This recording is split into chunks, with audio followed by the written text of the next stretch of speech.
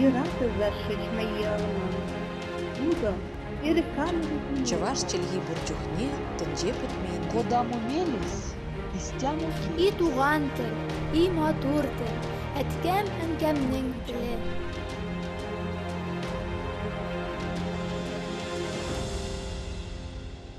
Исәнмесез, сіз Татарстан 24 каналында туған тел тапшуын қарайсыз. Сезнең белән Гөлүсә Сыңгатуллина.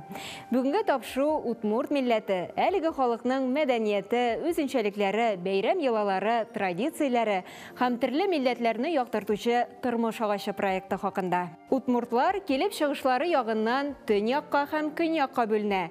Төньякта яшәүчеләрнең мәдәниятендә рус мәдәнияте йогынтысы, көньякта яшәүче удмуртларның мәдәниятендә төрки халыклар мәдәнияте йогынтысы сизелә. Шуңа да удмурт лексикасында татар һәм рус теленнән кергән сүзләр шактый. Элегрәк удмуртларны Ватяки дип йөрткәннәр, чөнки алар Нократ буенда яшәгән. Ватяки дигән исем Вятка сүзеннән килеп чыккан, ә удмурт дигән атаманың каян килеп чыгуы төгәл генә билгеле түгел. Төрле карашлар бар. Иң киң таралганы мурт сүзе. Индайран телендә кеше, ир-ат дигәнне аңлата. Ә ут кисәкчәсе мари теленнән алынган дип санала. Оду сүзеннән болыннарның яшеллеккә күмелүе, табигатьнең уянуы дигән мәгънәдә. Татарстан Республикасында халык саны буенча 23,400 удмурт бар. Алар нигездә Әгерҗе, Балтач, Кукмара, Мензелеск районнарында яши. Татарстан удмуртлары югары милли үзаң белән аерылып тора. Республикабызда беренче удмурт мәдәнияте җәмгыяте 1992 елда Балтачта төзелә. Биредә удмурт телендә Азлане дип аталган район гәҗите дә чыга башлый. Соңрак тагын 4 районда, шулай ук Ярчаллы һәм Казанда милли оешмалар ачыла. Әлеге оешмалар удмурт иҗаты буенча күргәзмәләр, фестивальләр, бәйгеләр, милли бәйрәмнәр, очрашулар үткәрә. 2004 елда Татарстанда удмуртларның милли мәдәни автономиясе төзелде. Төрле чаралар үткәрү, телне саклау мәсьәләсендә актив эшчәнлек алып бару белән беррәттән аларның төп максаты халык авыз иҗатын өйрәнү, саклау һәм үстерү. Татарстанда 15 удмурт балалар бакчасы, удмурт теле укытылучы 45 мәктәп, 9 удмурт мәдәни үзәге һәм 14 фольклор коллективы эшләп килә. Республикабызда яшәүче удмуртлар еш кына 3 тел белә: удмурт, татар һәм рус телләрен. Билгеле булганча, Казанның Шөреккүл паркында Идел буе халыкларына багышланган тормыш агачы мәдәни агарту проекты бара. Аны Казан мэриясе һәм Татарстан халыклары ассамблеясы оештыра. Әлеге чаралар Россия халыкларының мәдәни мирас елы кысаларында Татарстан Республикасы президенты каршындагы татар телен һәм Татарстан Республикасында яшәүче халыклар вәкилләренең туган телләрен саклау, үстерү мәсьәләләре комиссиясе ярдәме белән гамәлгә ашырыла. Тормыш агачының чираттагы чарасы удмурт мәдәниятенә багышланды. Киләсе сюжетыбыз да шул хакта. Тормыш агачы проекты дәвам итә. Аның киләсе чарасы удмурт милләтенә багышланган иде. Сегодняшнее мероприятие «Древо жизни» – это проект, который проходит при организации мэрии города, Ассамблеи народов Татарстана, при активной поддержке удмуртов, активистов национальной культурной автономии удмуртов Республики Татарстан. И идея заключается в том, чтобы приобщать горожан к культуре народов, проживающих по Волжье. Сегодня мы наблюдаем с вами удмуртов, которые знакомятся со своей культурой, прикладным творчеством, со своими играми, традициями. По сути, это интересная программа. Можно наблюдать, что людей очень много и интересуются, все активно играют, выступают. Программада төрле фольклор ансамбльләренең чыгышы да каралган. Республикабыз төркемнәре белән беррәттән Буран әбиләре ансамбле дә чыгыш ясады. Әлбәттә, менә бу Казанның нәкъ уртасында бик зур тарихлы Шөреккүлнең нәкъ үзәгендә дип әйтелгәндә, бүген менә без инде аны татарча байтирәк дип әйтәбез, ә булай рус телендә ул «Древо жизни» барлык халыкларга да хас булган менә шушы гомер агачы, дөнья агачы дигән төшенчә белән башланган менә бу бәйрәмнең асыл сыйфаты һәм аның кирәклеге шәһәр халкына, шул исәптән шәһәр кунакларына, безнең яныбызда рәттән менә бергәләп, безнең Татарстаныбызда Марида яши, Удмуртта яши, Чувашта яши, Мордвада яши. Алар менә шулай сөйләшәләр, менә шулай киенәләр. Аларның кызлары менә ничек матур итеп бийләр. Алар менә шулай итеп әкиятләр, аларның әкиятләре дә менә мондый. Аларның орнаментлары мондый. Алар менә шушындый костюмнары бар. Һәм һәрбер менә бүгенге көндә, бүгенге чарада булган һәрбер дип әйтик инде безнең проектның ноктасы дип әйтик инде, менә урыны, аның һәрберсе үзенең бер эчтәлеге белән удмурт мәдәниятен тәкъдим итә. Төп мәйданчыкта традицион удмурт биюе, топортон нигезләре буенча мастер-класс та узды. Biz күрәбез бүген халык искиткеч күп. Һәм инде безнең бүтән остаханәләрдә без 6-да башлыйсы чарабызны 5-тә инде башладык, чөнки остаханәләрне без ябып тота алмыйбыз. Шуңа күрә халыкка бу бәйрәм кирәк. Кирәк ни өчен? Чөнки кара менә мондый булар удмуртлар икән дип китә кайсы берләр. Булар удмуртча сөйләшәләр икән диләр. Чөнки син никадәр үзеңнең күршеңдә яши торган халкыңның авазын ишетәсең, аның ризыгын карыйсың, әкиятен карыйсың, киемен карыйсың, җырын тыңлыйсың. Менә бүген рәхәтләнеп биюгә бастылар, биюен бийсең. Ул гомер буена мин ул халыкны беләм дигән җөмлә була. Ул халыкны белдеңме? Димәк, безнең Татарстаныбызда, үзебезнең илебездә, Россиядә дөньяның гомер агачы туп-туры һәм үзенең янына барлык балаларын җыеп тора һәм ул җырлы, дәртле һәм инде биюле.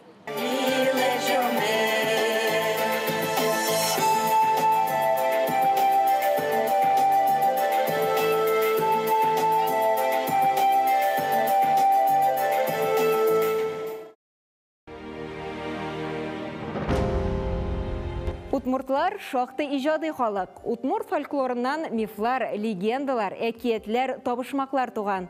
Иҗатларында төп урынны лирик җыр сәнгате били. Күмәк биюләре бик гади. Алар бию хәрәкәтләре ясап түгәрәк буйлап әйләдә. Шулай ук парлы биюләре дә, өчәүләп, дүртәүләп бии торган биюләр дә киң таралган. Бұрынғы музыка құраллары гіслә, варган, сыбызғы, флейта, сырнай. Әлігі ойын құралларын бүгінгі күнде балалайка, скрипка, гармон, гитара алыштыра. Удмурт мәдәнияты турында сөйләгәндә, Айкай Удмурт дәүләт фольклор-җыр театры хакында әйтми калу мөмкин түгел. Ансамбль 1990 елда ижауда төзелә. Аларның төп максатлары борынгы җыр биюләрне, милли костюмнарны сәхнәгә менгерү, халыкка тәкъдим итү. Айкай театрын ижауда Россиядә, Татарстанда гына түгел, чит илләрдә дә яхшы беләләр. Алар халыкара фестивальләрдә күп тапкырлар лауреат исеменә лаек булган театр. Иң борынгы халык сәнгатының берсе шигүчелек. Археологлар Удмурт милли бизәкләре чигелгән 9-12 гасырларга караган тугыма кисәкләре тапканнар. Удмуртлар баш киемнәрен, сөлге, күлмәк, бил бауларны чигеп бизәгән. Бүгенге көндә әлеге чигүле бизәкләр милли киемнәрдә саклана. Чигеп бизәлгән хатын-кыз киемнәре көмеш тәңкәләрдән торган муенса һәм баш киеме белән туллана. Элекке заманда һәр кыз кияүгә чыкканчы үзенә милли кием әзерләгән. Хәзер ул нәселдән нәселгә күчеп йөри икән. Күбесенчә сандыкта саклана һәм бәйрәмнәрдә генә киелә. Бүгенге көндә дә бәйрәмнәрдә кияр өчен милли кием тектерүчеләр бар. Удмуртлар ак һәм кара, кызыл төсләргә өстенлек бирә икән. Милли киемнәре һәм орнаментлары да шул төсләрдә. Татарстанда яшәүче удмуртлар республикабызда туып үскән. Удмурт һәм фин-угыр телләре буенча филология фәннәре кандидаты доцент Василий Иванович Алатырев белән бик горурлана. Ул удмурт теле этимология сүзлеген төзегән. Беглый дип аталган беренче удмурт поэмасын язучы шагыйрь Михаил Григорьевич Можгин да чыгышы белән Татарстаннан. Ул 1890 елда Баулы районында туган.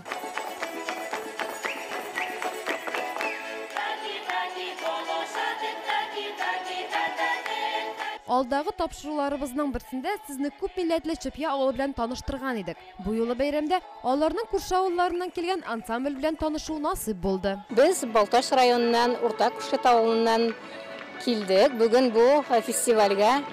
Инде бу фестивальне бик көтеп алдык.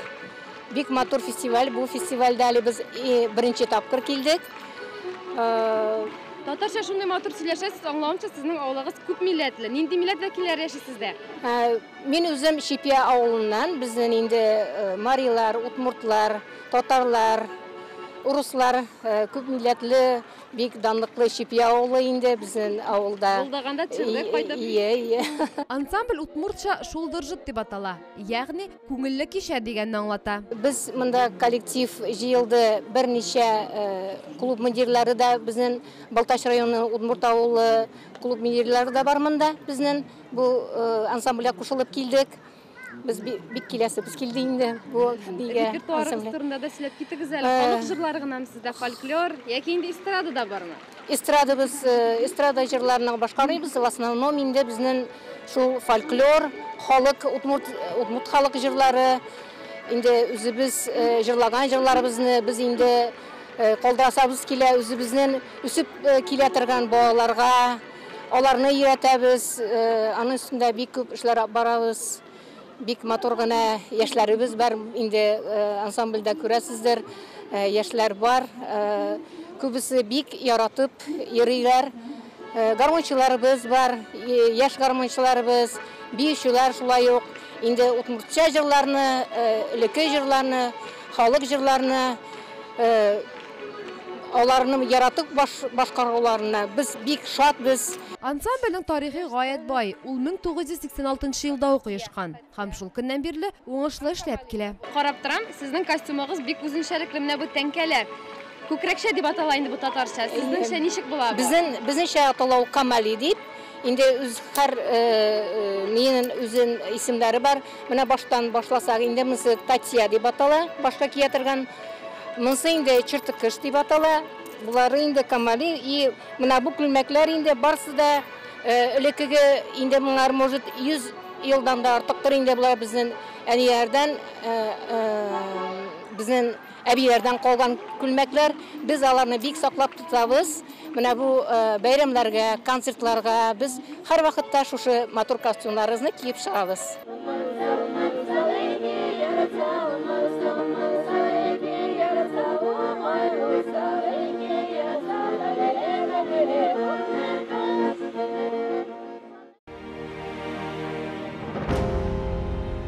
Удмуртларның милли бәйрәме гырын быттын. Элегрәк ул Балтач районында үткәрелсә, бүгенге көндә республика статус алды.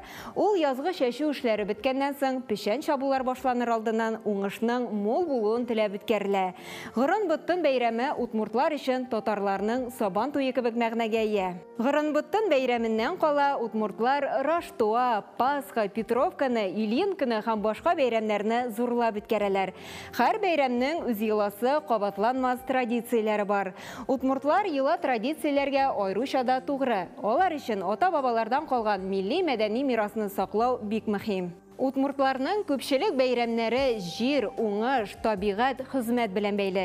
Чөнки әлеге халык элек-электән хезмәт белән яшәгән, игенчелек, терлекчелек белән көн күргән. Аучылык, балыкчылык, умартачылык та киң таралган. Удмурт халыкларына кагылышлы кайбер кызыклы фактларга күз салыйк.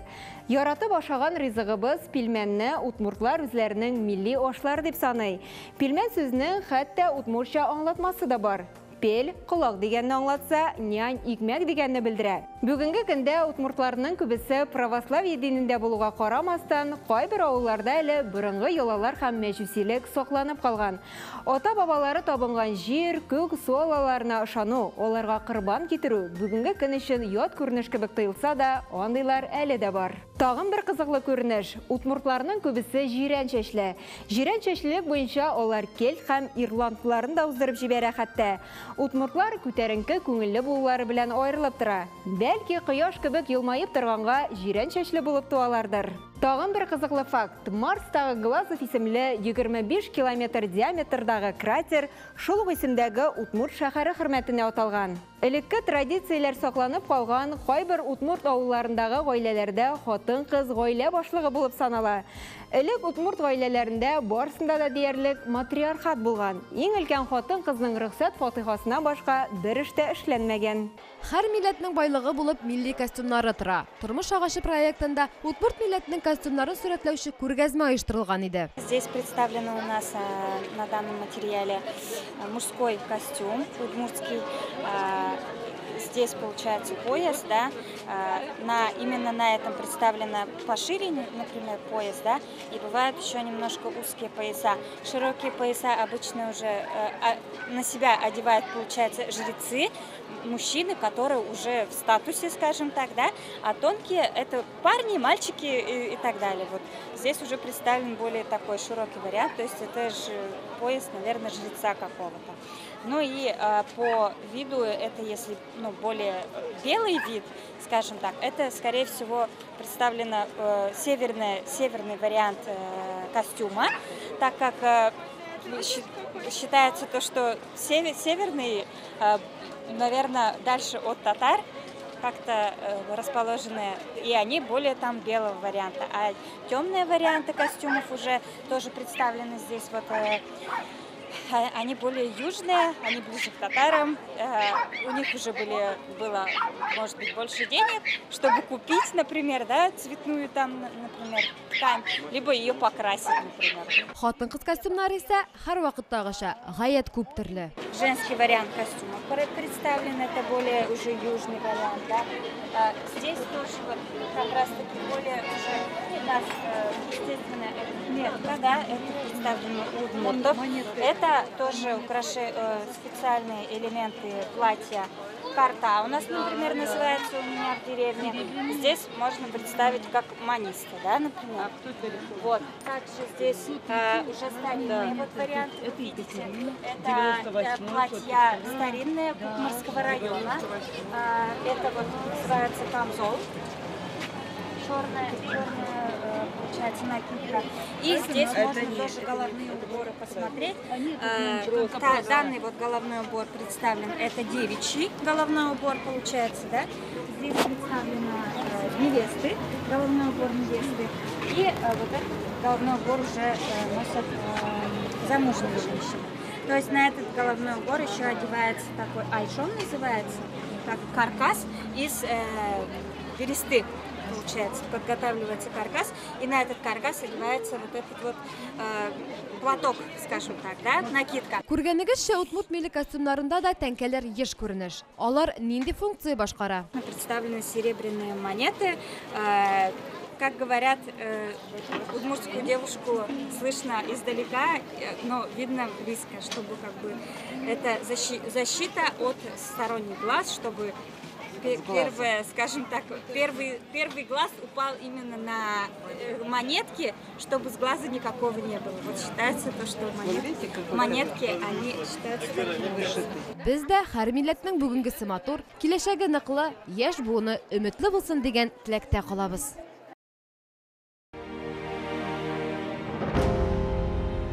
Удмуртлар шактый үзенчәлекле милләт. Аларның тырышлыклары, традицияләренә тугры булулары, яшь буында милли үзаң тәрбияләүләре, бәйрәм йолаларны борынгыдан килгән кагыйдәләргә таянып уздыра алулары чыннан да сокландыра. Шушының белән тапшыруыбыз ахырына якынлашты. Без бүген удмурт милләте, әлеге халыкның мәдәнияте, үзенчәлекләре, бәйрәм йолалары, традицияләре һәм төрле милләтләрне яктыртучы тормыш агачы проекты хакында сөйләштек. Сез Татарстан 24 каналында туган тел тапшыруын карадыгыз. Сезнең белән Гөлүсә Сыңгатуллина булды. Сау булыгыз, киләсе очрашуларга кадәр.